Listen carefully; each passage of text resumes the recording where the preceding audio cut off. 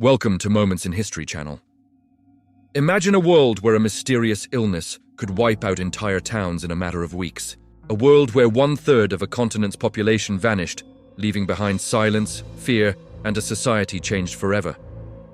This isn't the plot of a disaster movie. This was the reality of the Black Death, one of the most devastating pandemics in human history. Let's travel back to the mid-14th century. Between 1347 and 1351, a terrifying shadow fell over Europe, Asia, and North Africa. This was the era of the Black Death. But what exactly was it, and how did it spread so far, so fast? The culprit was a tiny, unseen enemy, a bacterium called Yersinia pestis. This deadly microbe found its perfect vehicle in fleas, which hitched a ride on the backs of black rats. Think about the medieval world. It was a network of bustling trade routes. Caravans crossed vast deserts, and ships sailed from port to port, connecting distant lands. These rats and their fleas were unwelcome stowaways on merchant ships and in cargo holds. As goods moved along the Silk Road and across the Mediterranean, so did the plague. It arrived in Europe through major trading hubs, like the ports of Italy, and from there, it was unstoppable. Medieval towns were a perfect breeding ground for disease. They were crowded, with narrow streets, poor sanitation, and people living in close quarters with animals. Once the plague reached a town, it spread like wildfire. A single bite from an infected flea was enough to start the nightmare. The disease itself was horrific and manifested in several forms. The most common was the bubonic plague. It got its name from the painful, swollen lymph nodes, called buboes, that would appear in the groin, armpits, or neck. These could grow to the size of an apple and often turned black, which is how the pandemic got its grim name, the Black Death. For those infected, fever, chills, and vomiting would follow, and death could come within days. Then there was the pneumonic plague. This was even more terrifying because it attacked the lungs and could spread directly from person to person through coughing or sneezing. Imagine living in a crowded home where one person starts coughing up blood. Soon, the entire family could be infected. This form was almost always fatal, and its rapid spread caused immense panic. Finally, there was the septicemic plague, the deadliest of all. The bacteria would enter the bloodstream directly, causing overwhelming infection. People could go to bed feeling fine and be dead by morning, their skin turning dark from internal bleeding. There were often no buboes, just a swift, terrifying death. Faced with this invisible killer, medieval society was thrown into chaos. People had no understanding of germ theory. They didn't know about bacteria or viruses, so they looked for other explanations. Many believed the plague was a divine punishment from God for humanity's sins. This led to a surge in religious fervor. Processions of flagellants marched from town to town, whipping themselves in public as an act of penance, hoping to appease an angry God. Others looked for someone to blame. In a tragic and dark chapter of this period, minority groups became scapegoats.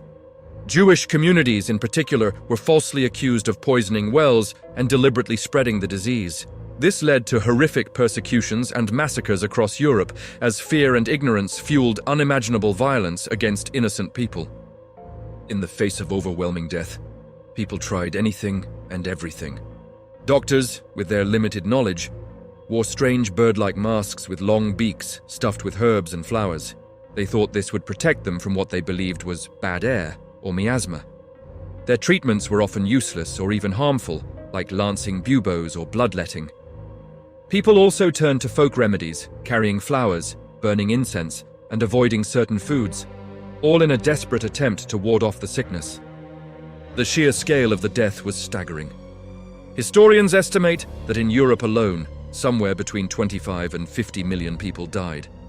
That's roughly 1/3 of the entire continent's population. In some cities, the death toll was as high as 60%. The streets were filled with the dead and dying. Mass graves were dug to handle the overwhelming number of bodies. Life, as they knew it, had completely broken down. But what happens when 1/3 of the workforce disappears? The Black Death didn't just cause immense human suffering. It fundamentally reshaped the social and economic fabric of Europe. For centuries, the feudal system had dominated society. Lords owned the land, and peasants or serfs were tied to it, working for little to no pay. Suddenly, there was a massive labor shortage. With so few workers left, the surviving peasants found themselves in a new position of power. They could demand higher wages, better working conditions, and more freedom. If a lord refused, they could simply leave and find work elsewhere. This was a radical shift. The old bonds of feudalism began to weaken, paving the way for a more modern labor market. Some historians argue the Black Death was the beginning of the end for the feudal system. The landscape itself changed. Entire villages were abandoned, left to crumble into ghost towns. With fewer people to farm the land, many fields were converted to pasture for sheep, which required less labor. This had long-term effects on agriculture and the economy. The crisis also forced people to think differently about health and medicine. The sheer failure of medieval medicine to combat the plague led to greater questioning and inquiry. Some cities started to implement the first public health measures, like creating quarantine boards to isolate the sick and regulate sanitation. While primitive by our standards, these were the early seeds of modern public health and epidemiology. The cultural impact was just as profound. The constant presence of death deeply influenced art and literature. A new artistic theme emerged called the danse macabre, or dance of death, which depicted skeletons dancing with people from all walks of life, from kings and popes to peasants and children. The message was clear: death is the great equalizer. It comes for everyone. Literature from the period, like Boccaccio's The Decameron, vividly captured the social breakdown and human response to the catastrophe. Religious thought also underwent a transformation. While some people became more devout, others began to question the church's power and authority. How could an all-powerful institution be so helpless in the face of such devastation? This questioning contributed to a shifting spiritual landscape that would eventually lead to major religious changes in the centuries that followed. So, the Black Death was more than just a terrible plague. It was a historical turning point. It accelerated the decline of feudalism, empowered the common person, spurred early advancements in public health, and left a lasting mark on the European psyche.